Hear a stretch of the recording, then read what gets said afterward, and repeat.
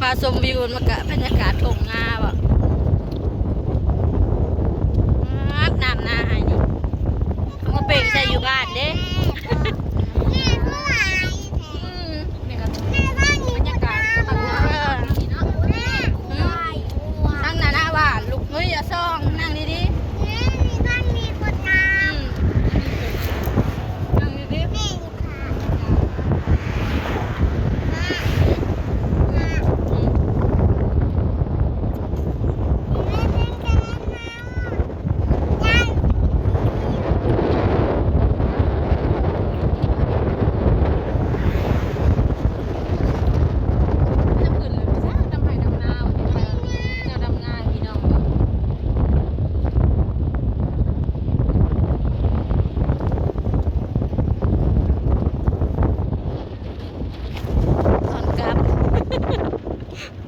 เพื่อกันนั่งกับฟ้าพี่น้องเอ้ย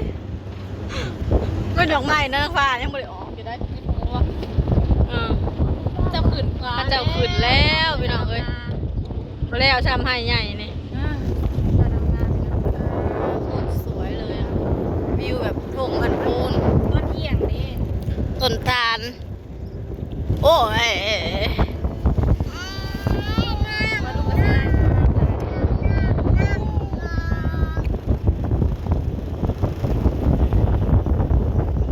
บรรยากาศทุ่งนาต้นตาลเลี้ยงใส่ลายยิ้วตะกินพี่มานั่งแม่ตะวัน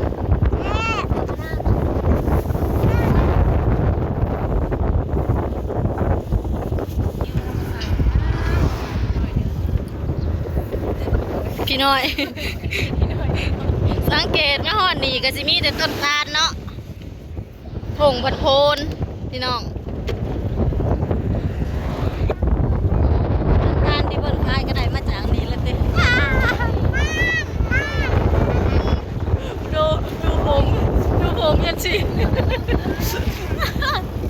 ว่าหยองงักเลยเธอผงนี้ก็จะลกป่าเบิดตาเรียบร้อยพื้นที่ยังพักเลยเราก็พักยังมีแล้วนะปิดกล่องของเราไว้ก่อน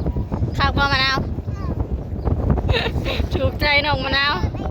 โดยถูกใจน้องมะนาวคนเมาหลดนั่งอยู่นอกบ่เมา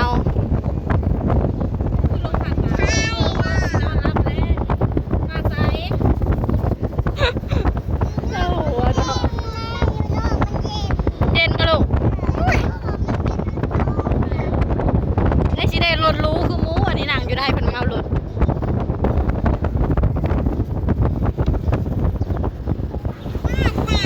บิ๊กดึกหัวแต่ละ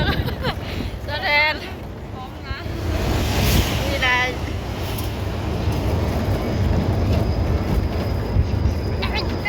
โอ้ยลุงพางเบรกมาได้กันขี่ดีโอ้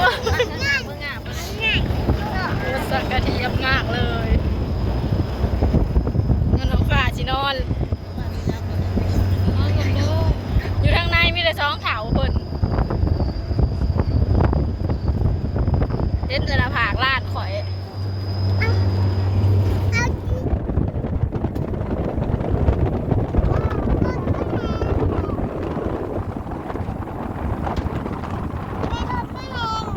ทงนี้ยังบุกขึ้นสูงน่ะนี่ก็จะดำอยู่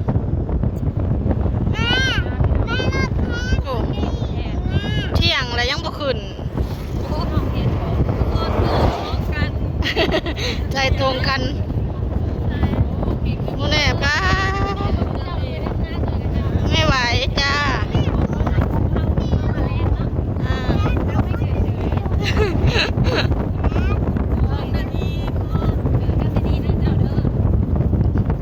ว่าออกได้ลูก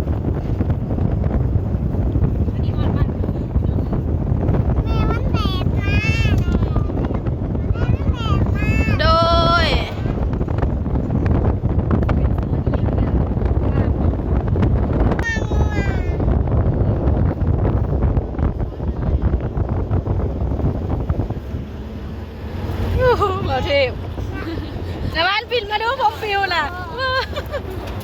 อุ้มมะเขือเทศ